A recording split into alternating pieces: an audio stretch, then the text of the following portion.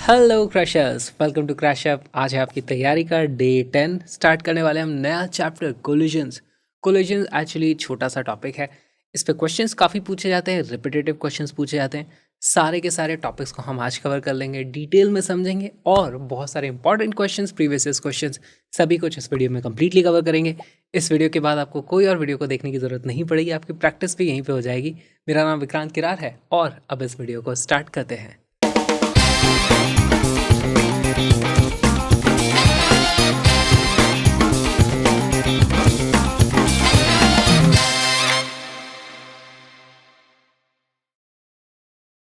Coefficient of restitution क्या होता है? कोफिशिएंट ऑफ रेस्टिट्यूशन, जिसको हम ई से डिनोट करते हैं, स्मॉल ई से, क्या होता है? तो देखो, कभी भी कोलिजन होता है, हमारे पास दो ऑब्जेक्ट होती है, आसपास आती हैं, टकराती हैं, वापस जाती हैं। उनकी एक होती है वेलोसिटी ऑफ अप्रोच और एक होती है वेलोसिटी ऑफ सेपरेशन। उन दोनों का जो रेशियो होता है वही होता है कोफिशिएंट ऑफ रेस्टिट्यूशन। इस पे बेस्ड कैलकुलेशंस किस तरीके से की जाती हैं, इसको समझते हैं।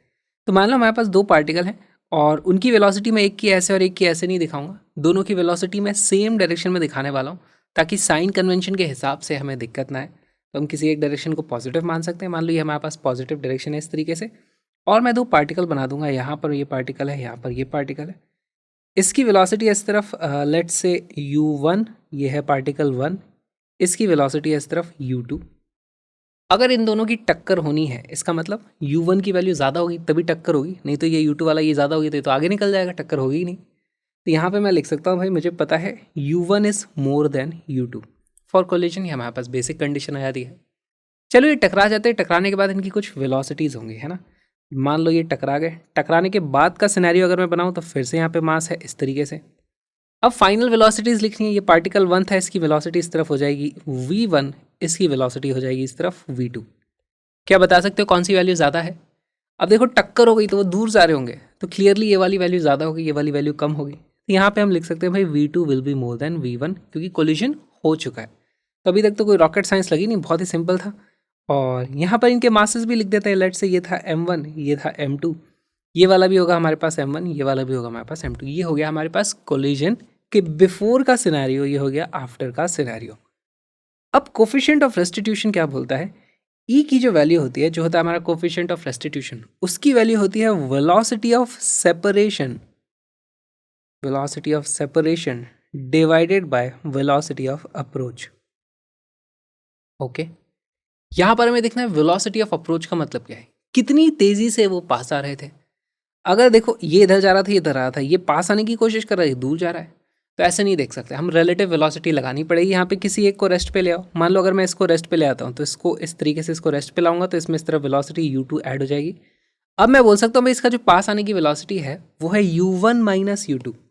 तो यहाँ पे हमारे पास रहता है भाई वेलोसिटी ऑफ अप्रोच जो थी वो आ जाती है हमारे पास u1 माइनस u2। ठीक है। सिमिलरली यहाँ पे सेपरेशन देखो, ये v2 से भाग रहा है, ये धीरे धीरे v1 से आ रहा है, तो जो सेपरेशन है वो हो जाएगा हमारे पास v2 माइनस v1 इस तरीके से। अब इसकी जो वैल्यू है ये आ जाती है हमारे पास कोफिशिएंट ऑफ रेस्टिट्यूशन के बराबर। अच्छा, यहाँ पर हमें एक और चीज़ समझनी पड़ेगी कि यहाँ पर हम स्पीड्स की बात करते हैं, ठीक है, वेलोसिटी की बात नहीं करेंगे। तो यहाँ पर हम मैग्नीट्यूड ले लेते हैं इस तरीके से, मैग्नीट्यूड आप लगा लो इस तरीके से। ये होता है हमारे पास कोफिशिएंट ऑफ रेस्टिट्यूशन। अब आपको ये फॉर्मूले याद रखने की बिल्कुल ज़रूरत नहीं है, क्योंकि कभी u इसको लिख दिया, v इसको लिख दिया, कुछ हो गया तो गड़बड़ हो जाएगी। आपको हमेशा ये चीज़ याद रखनी है भाई, हमारे पास e की जो वैल्यू है वो velocity of separation upon velocity of approach आ जाती है। ठीक, अब यहाँ पर हमारे पास दो स्पेशल केसेस होते हैं। e की वैल्यू 0 से लेकर के 1 तक कुछ भी हो सकते हैं, तो हम एक्सट्रीम केसेस लेते हैं भाई। 0 है तो क्या है, 1 है तो क्या है। ठीक है, हमारे पास यहाँ पर कोलिजन में e की वैल्यू हो जाएगी, अगर है हमारे पास e की वैल्यू 0, या फिर दूसरा केस हो जाएगा हमारे पास e की वैल्यू है हमारे पास 1। जब हमारे पास e की वैल्यू 1 होती है उसको हम क्या बोलते हैं, इलास्टिक कोलिजन। इलास्टिक, ठीक है, इलास्टिक बोल लो, परफेक्टली इलास्टिक कोलिजन बोल लो, कुछ भी आप बोल सकते हो, इलास्टिक कोलिजन भी लिख देते हैं इसको। ठीक है, हमारे पास ये हो गया इलास्टिक कोलिजन। और जब e की वैल्यू 0 हो जाए उसको हम बोलते हैं परफेक्टली इनइलास्टिक या फिर इनइलास्टिक कोलिजन। ठीक है, इनइलास्टिक कोलिजन। इनइलास्टिक कोलिजन का मतलब क्या होता है, इनइलास्टिक मतलब जितना मैक्सिमम एनर्जी का लॉस हो सकता है उतना लॉस हो जाता है। इलास्टिक कोलिजन का मतलब क्या होता है? एनर्जी का बिल्कुल भी लॉस नहीं होता है। अच्छा, इलास्टिक कोलिजन है, ई की वैल्यू 1 है, तो यहाँ पर हम क्या कर देंगे, हमारे पास जो वेलोसिटी ऑफ अप्रोच है और वेलोसिटी ऑफ सेपरेशन है, दोनों की वैल्यू बराबर आने वाली है। तो यहाँ पे हम लिख देंगे v approach is equal to v separation, है ना। यहाँ पर e की वैल्यू देखो 0 है, इसकी वैल्यू 0 है, मतलब velocity of separation will be 0। यहाँ मैं लिख दूंगा velocity of separation will be 0। ये वो केस होते हैं जब कोई ऑब्जेक्ट आता है, टकराते हैं और उसके बाद वो चिपक के ही रह जाते हैं। ये वो वाला है जिसमें वो मैक्सिमम, बेसिकली यहाँ पे कोई भी एनर्जी का लॉस नहीं होता है, वो इलास्टिक कोलिजन है। ठीक, यहाँ पे हम लिख भी देते हैं इसको, मैक्स ई लॉस। इसमें होता है हमारे पास 0 ई लॉस, है ना, 0 एनर्जी का लॉस यहाँ पर देखने को हमें मिलेगा। ओके, तो हमारे पास मैक्सिमम क्वेश्चन आप इसी से सॉल्व कर सकते हो। अब यहाँ पे देखो हमारे पास U1 U2 क्वेश्चन में दिया हुआ होगा, हमें बोल दिया जाएगा कि ई की वैल्यू भी दी हुई है, इलास्टिक कोलिजन हो रहा है, इन इलास्टिक कोलिजन हो रहा है, तो ई की वैल्यू भी दी हुई है, या फिर इसकी वैल्यू मान लो 0.5 दे दी। ठीक है, पूछी कितनी चीज़ें हमसे पूछा है ये V1 और V2, 2 चीज़ें पूछ ली जाएंगी। तो अब कैसे सॉल्व करोगे? हमारे पास वेरिएबल कितने हो गए, V1 एंड V2। हमारे पास इक्वेशन यहाँ पर सिर्फ एक आई है, हमें एक और इक्वेशन की ज़रूरत पड़ेगी, और वो इक्वेशन कहाँ से आती है? वो आती है कंजर्वेशन ऑफ मोमेंटम से। अब देखो ऐसा हो सकता है कि कोई कोलिजन हो रहा है, तो वो कोलिजन हवा में हुआ हो, दोनों के ऊपर नीचे की तरफ ग्रेविटी का फोर्स लग रहा हो, या कोई ना कोई फोर्सेस लग रहा हो, तो फोर्स के कारण हमारे पास क्या होता है, देखो हम लिख सकते हैं F external is equal to क्या होता है, D P upon D T. अगर सिस्टम की बात कर रहे हैं हम, तो यहाँ से मैं लिख सकता हूँ डी पी ऑफ सिस्टम, है ना, will be equal to force into force कौन सा, एक्सटर्नल इंटू डी टी। अब जो कोलिजन होता है बहुत छोटे से टाइम के लिए, ये डी टी वही वाला डी टी है, बहुत छोटे से टाइम के लिए हुआ था। तो फोर्स की मान लो कुछ वैल्यू है 100 न्यूटन, और ये डी टी की वैल्यू है 0.0000000001। तो ये जो नेट चेंज इन मोमेंटम हुआ डी पी ऑफ सिस्टम, वो वैल्यू ऑलमोस्ट 0 के बराबर आ जाती है ना। तो हम लिख सकते हैं D P system is equal to 0, approximately equal to 0 लिख लो इसको। और ये कब पॉसिबल है? जब हमारे पास ये फोर्स एक्सटर्नल था, उसकी कोई फाइनाइट वैल्यू थी ना। ऐसा भी हो सकता है कभी इम्पल्सिव फोर्सेस हमारे पास लगते हैं, उस केस में इम्पल्स, हमें पता है इम्पल्सिव फोर्स खुद बहुत ज़्यादा होता है, तो उस केस में ये वाली वैल्यू हम नहीं बोल सकते कि हमारे पास नेट मोमेंटम की वैल्यू सेम रहने वाली है। तो देखो ये हमारे पास बहुत ही एक इम्पॉर्टेंट कंडीशन आ जाती है यहाँ से, D P of system is equal to 0 if, है ना, हम बोल सकते हैं फोर्सेज आर नॉट इम्पल्सिव। ठीक, अगर फोर्सेज इम्पल्सिव नहीं है, मोस्ट ऑफ द केसेस में यही होगा, तो हमारे पास सिस्टम का मोमेंटम चेंज नहीं हो सकता। सिस्टम का मोमेंटम यानी इन दोनों का अभी जो टोटल मोमेंटम है, वही हमारे पास फाइनली मोमेंटम रहने वाला है। तो इस चीज़ को हम बोलते भी हैं, क्या बोलते हैं, हमको इसको बोलते हैं कंजर्वेशन ऑफ लीनियर मोमेंटम, है ना। कंजर्वेशन ऑफ लीनियर मोमेंटम हमारे पास यहाँ पर एप्लीकेबल होगा। और जैसे ही हमारे पास ये चीज़ एप्लीकेबल होगी, देखो मेरे पास इक्वेशन क्या आएगी, m1u1 plus m2u2 will be equal to m1v1 plus m2v2। तो यहाँ पर हम लिख देते हैं इसको छोटा सा, m1u1 plus m2u2 will be equal to, इसकी वैल्यू कितनी आ जाएगी, m1v1 प्लस m2v2। अब देखो एक इक्वेशन हमारे पास ये थी, दूसरी इक्वेशन हमारे पास ये थी, सिर्फ 2 वेरिएबल थे। अब हम इनको सॉल्व कर सकते हैं। तो कोलिजन के ऑलमोस्ट सभी क्वेश्चंस में हमें यही चीज़ करनी होती है, ई की वैल्यू दे दी जाएगी जो होता है हमारा coefficient of restitution.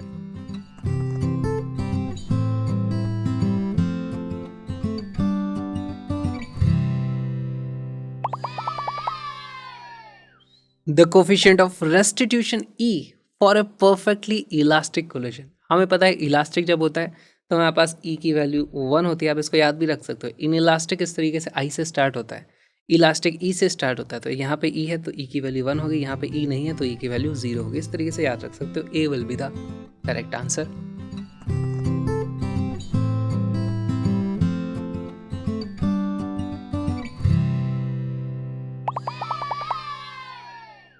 Two equal masses m1 and m2 moving along the same straight line with velocities +3 and -5 respectively collide elastically. अब देखो यहाँ पे इलास्टिक कोलिजन बोल दिया है, यानी ई की वैल्यू हमारे पास आ रखी है E is equal to 1। Their velocities after the collision will be respectively. तो अब ये सवाल बहुत ही अच्छा है। वैसे तो इसमें इक्वल मासेस हैं, आइडेंटिकल मासेस के केस में भी हम इसको सॉल्व कर सकते हैं, लेकिन अभी आप इक्वेशंस लिखो, सॉल्व करने की कोशिश करो।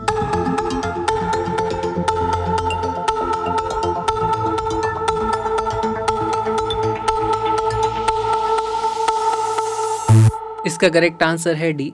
देखो जब हमारे पास इक्वल मास होते हैं और इलास्टिक कोलिजन होता है, हम थोड़ी देर में देखने वाले हैं, उस केस में हमारे पास वेलोसिटीज एक्सचेंज हो जाती हैं। यहाँ अगर +3 है, -5 है, -5 वाली इसको मिल जाएगी, +3 वाली इसको हो जाएगी, तो हमारे पास आंसर -5 एंड +3 हो जाने वाला है। लेकिन देख लेते हैं आप इसको सॉल्व कैसे करोगे। तो देखो बिफोर कोलिजन वाला हम यहाँ पर इस तरीके से अगर बनाए, तो हमारे पास एक पार्टिकल है जो इस तरफ जा रहा था +3 से, और दूसरा वाला ऑपोजिट डायरेक्शन में आ रहा था, तो उसको मैं यहाँ पर लिख दूंगा भाई उसकी वेलोसिटी 5 थी। फिर आफ्टर कोलिजन वाली अगर मैं पिक्चर बनाऊँ तो मुझे नहीं पता इसकी वेलोसिटीज़ कितनी कितनी होने वाली है। तो लेट से इसकी वेलोसिटी मैं इस तरफ दे देता हूँ, है ना। इसकी वेलोसिटी मैं लिख देता हूँ, मुझे नहीं पता, तो इसको बोल दूंगा मैं v1, और इसकी भी मैं इस तरफ बना देता हूँ v2। हमें तो डायरेक्शन का ध्यान रखना है, वैल्यूज़ अपने आप साइन के कन्वेंशन के हिसाब से सही आ जाएंगी। ठीक, हमें ये कुछ वैल्यूज़ दी हुई थी। अब देखो पहली इक्वेशन मैं लिखूंगा, हमारे पास कंजर्वेशन ऑफ लीनियर मोमेंटम लगा देते हैं, conservation of linear momentum. Initially हमारे पास दोनों का जो मास था वो था m, इसका भी है m, इसका भी है m, इसका भी है m। तो हमारे पास p initial will be equal to p final होना चाहिए। इनिशियल हमारे पास मोमेंटम कितना है, मास इंटू 3 इस तरफ, तो उसको मैं लिख दूंगा +3m। फिर उसके बाद ये -5 है, देखो नेगेटिव डायरेक्शन में है, तो इसको क्या लिखेंगे, -5m will be equal to, हमारे पास यहाँ पे कितना है m इंटू v1, और इस तरफ है m इंटू v2, तो ये हो जाएगा mv1 plus mv2। Equation number 1 तो हमारे पास यहाँ से आ गई। ठीक है, आप देखते हैं यहाँ पास सारे के सारे मास इस तरीके से कट जाते हैं, हमारे पास वैल्यू आ जाती है, क्या आ जाता है, v1 plus v2 is equal to -2। ये हमें देखने को मिलता है, इसको बोल देते हैं ये हमारी इक्वेशन नंबर 1। सेकेंड इक्वेशन कहाँ से आएगी, देखो इन दोनों के बीच में दूसरी इक्वेशन हमें मिल सकती है कोफिशिएंट ऑफ रेस्टिट्यूशन से। ई की जो वैल्यू है वो जाएगी 1 will be equal to velocity of separation upon velocity of approach, है ना, वेलोसिटी ऑफ अप्रोच। सेपरेशन की वेलोसिटी कितनी है, ये v2 से जा रहा है, ये v1 से आ रहा है, तो v2 माइनस v1, है ना, v2 माइनस v1, उसकी वैल्यू हो जाएगी, नीचे में हमें जो लिखना है वेलोसिटी ऑफ अप्रोच। ये इधर आ रहा है 3 से, ये इधर आ रहा है 5 से, अब की बार दोनों की वेलोसिटीज ऐड हो जाने वाली है। यहाँ पे वेलोसिटी ऑफ अप्रोच हमारे पास आ जाएगी 8। देखो यहाँ से मेरे पास वैल्यू आ जाती है v2 माइनस v1 की वैल्यू जो आती है वो आ जाती है 8, या गई इक्वेशन नंबर 2। अब इन दोनों इक्वेशन को अगर मैं ऐड कर दूं तो यहाँ से मुझे मिलता है 1 + 2। अगर हम करते हैं तो हमारे पास देखो v1 से v1 कट जाएगा, 2 टाइम्स v2 की वैल्यू आ जाती है मेरे पास 6।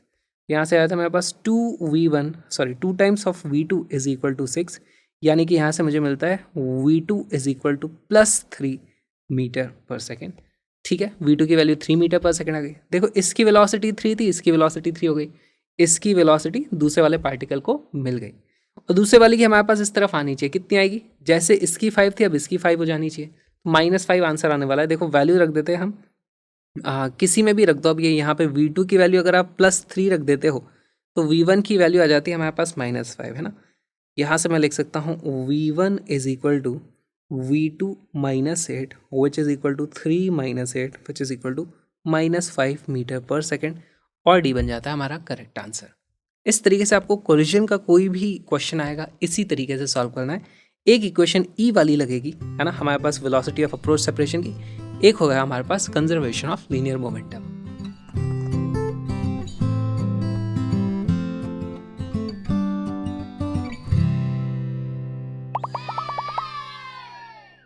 A body of mass m moving with a velocity of 3 km per hour collides with a body of mass 2m at rest। तो हमारे पास देखो यहाँ पर है मास m, यहाँ पर मास है 2m था एट रेस्ट पे, और ये वाला इस तरफ आया था, उसकी स्पीड थी 3। अब देखो सारे के सारे की यूनिट सेम है हमारे पास, यहाँ पे भी यूनिट सेम है, तो मैं बस 3 लिखूंगा तो भी मेरा काम चल जाएगा, यूनिट सेम आने वाली है। ठीक है, इनके बीच में टक्कर होने ही वाली है। Now the coalesced mass starts to move with a velocity. तो यहाँ पर क्या होगा, हमारे पास ये दोनों मास टकराने के बाद चिपक गए हैं, कोलेसेट माने सम्मिलित हो जाना, एक साथ चिपक जाते हैं वो। अब चिपक जाते हैं तो इसके बाद हम बोल सकते हैं कि भाई हमारे पास यहाँ पर दोनों साथ में इस तरीके से मूव करेंगे, एक का मास m था, दूसरे का मास 2m था, दोनों की वेलोसिटी इस बार रहने वाली है इस तरफ सेम, v मान लो उसको। तो क्या मैं इसको बोल सकता हूँ इफेक्टिवली ये 3m मास है जो कि v वेलोसिटी से इस तरफ जा रहा है। अब यहां पर e की वैल्यू कितनी होगी, थोड़ा दिमाग लगाओ, क्वेश्चन को सॉल्व करो।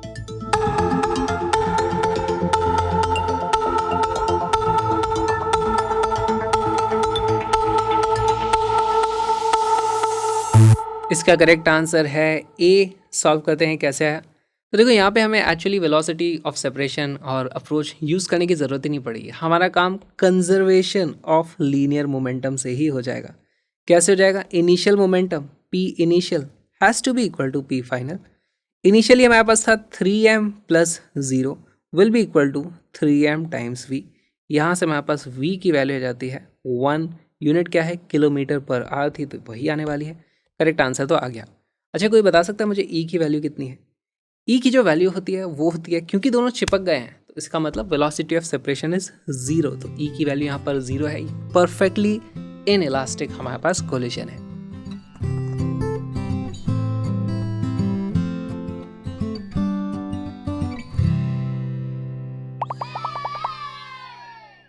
A ball moving with a velocity of 2 meter per second collides head on with another stationary ball of double the mass.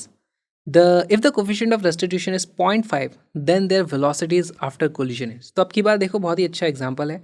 E की वैल्यू ना 0 है ना 1 है, उन दोनों के बीच में कहीं दे दिया है 0.5। अब आपको दो इक्वेशन लगानी होगी, एक E वाली कोफिशिएंट ऑफ रेस्टिट्यूशन वाली, दूसरा करेंगे हम कंजर्वेशन ऑफ लीनियर मोमेंटम। बहुत ही अच्छा सवाल है, वीडियो को पॉज करो, क्वेश्चन को सॉल्व करो।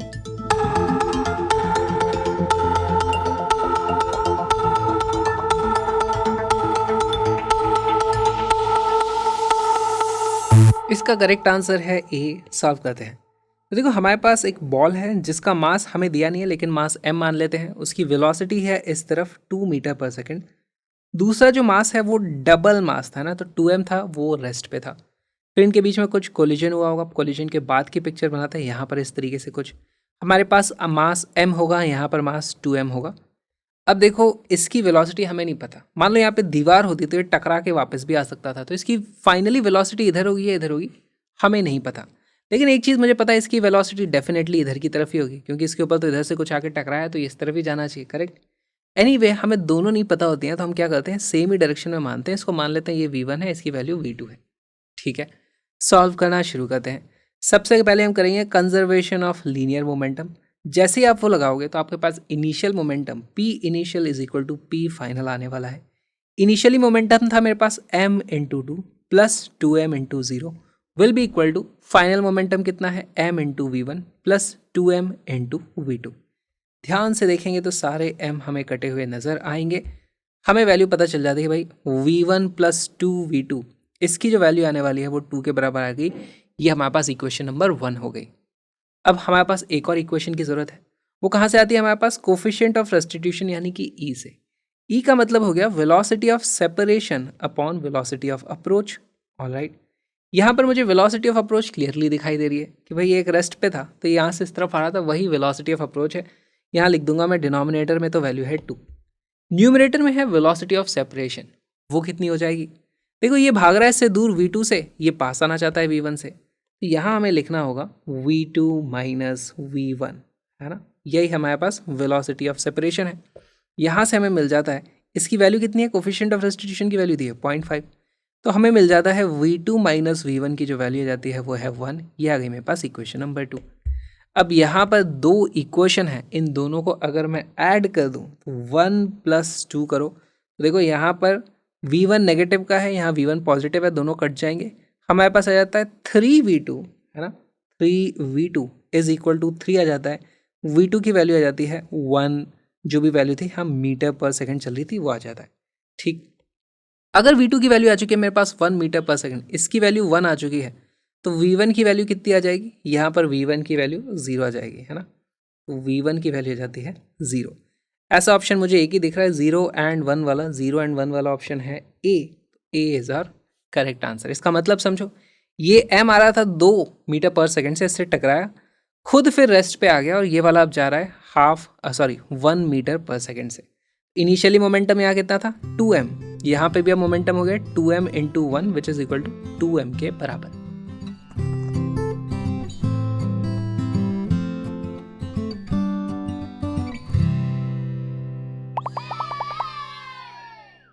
An object of mass m1 collides with another object of mass m2 which is at rest। तो हमें बता दिया है कि भाई m2 रेस्ट पे था और m1 उससे आकर के टकराया। तो ठीक है, इसका कुछ डायग्राम बनाते हैं यहाँ पर इस तरीके से। ये हमारे पास रेस्ट पे था और इनके मास बोल तो ये है m1, ये है हमारे पास m2। m1 आकर के उससे टकरा गया। इसकी कुछ इनिशियली स्पीड रही होगी u। क्या हमें u की वैल्यू दी है? नहीं दी है। After the collision the objects move with equal speeds in opposite direction. तो अब कोलिजन के बाद क्या हुआ है, ये जो दोनों ऑब्जेक्ट्स हैं ऑपोजिट डायरेक्शन में जा रही हैं। इसका मास m1 था, इसका मास m2 था, सेम स्पीड से जा रही हैं। तो मान लो इसकी स्पीड इस तरफ मैं v बोलता हूँ, तो इसकी ऑपोजिट डायरेक्शन में भी मेरे को बोलनी पड़ेगी। ठीक, the ratio of the mass is m2 upon m1 is, यहाँ पे अज्यूम परफेक्टली इलास्टिक कोलिजन। तो यहाँ पर हमें बेसिकली e की वैल्यू जो है वो 1 माननी है और हमसे जो पूछा है the mass ratio m2 bye m1 ये पूछा है। बहुत अच्छा सवाल है, इनने u की वैल्यू भी नहीं दी है ना। वीडियो को पॉज करो, सॉल्व करो।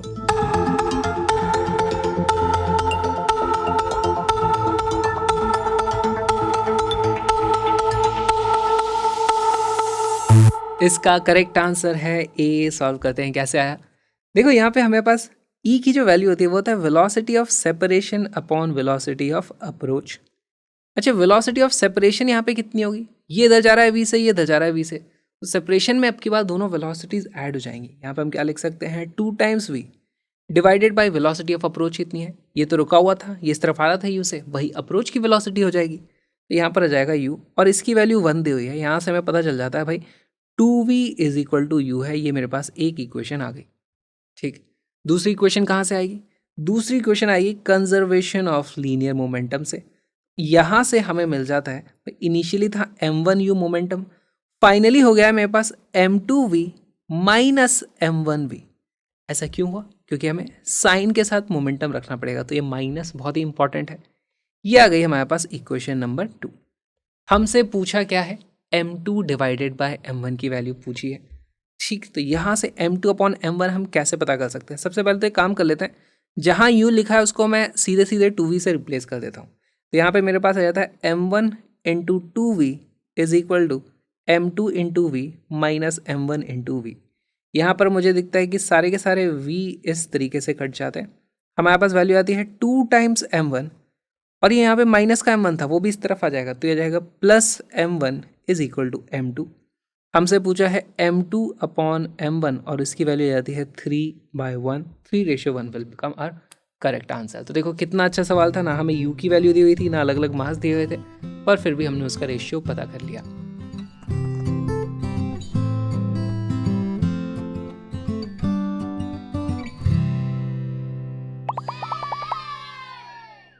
A moving block having mass m collides with another stationary block having mass 4m.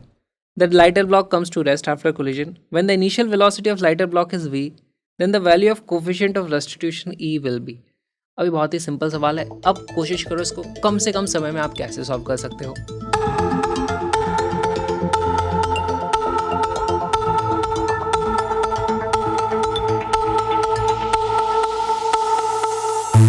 इसका करेक्ट आंसर है 0.25। देखो जल्दी जल्दी सॉल्व करने की कोशिश करते हैं। हमारे पास ये था मास m, हमारे पास यहाँ था मास 4m और फिर कोलिजन के बाद ये जो मास m है वो रेस्ट पे आ जाता है। यहाँ पे हमारे पास 4m है, उसकी कुछ इस तरफ वेलोसिटी आ जाती है v। यहाँ पर इनिशियली इसकी कुछ हमारे पास थी स्पीड u। ऑलराइट, हमें क्या बोला है, the lighter block comes to rest after collision. अब ये रेस्ट पे आ गया है, पहले ये रेस्ट पे था, तो फटाक से बताओ मुझे इसकी वेलोसिटी v की वैल्यू कितनी हो जाएगी। देखो यहाँ पे हम लिख देंगे कंजर्वेशन ऑफ लीनियर मोमेंटम, उससे हमें पता चल जाता है mu is equal to 4m times v। यहाँ से हमें पता चल जाता है v is equal to u upon 4। जल्दी से e की वैल्यू पता करते हैं। e की वैल्यू होती है velocity of separation upon velocity of approach. Velocity of separation कितनी है, ये तो रेस्ट पे, ये इस तरफ v से जा रहा है, तो वैल्यू आ जाती है v अपॉन u। v की जगह रखो u अपॉन 4 अपॉन u, ये आ जाता है हमारे पास 1/4 विच इज इक्वल टू 0.25। बहुत ही अच्छा सवाल था, कॉन्सेप्चुअल सवाल था। इस कोर्स को पूरा देखने के लिए आ जाओ क्रैश अप लर्निंग ऐप पे, link is in the description. पूरा का पूरा स्ट्रक्चर्ड कोर्स है जहाँ पे सारे के सारे टॉपिक्स, बहुत सारे पीवाईक्यूज और इंपॉर्टेंट कॉन्सेप्ट्स के क्वेश्चंस को हमने सॉल्व किया है। कलरफुल सारे ग्राफिक्स हैं, सारे के सारे नोट्स की पीडीएफ भी आपको मिल जाती है। Link is in the description. जल्दी से आ जाओ, हम मिलेंगे फुल कोर्स में।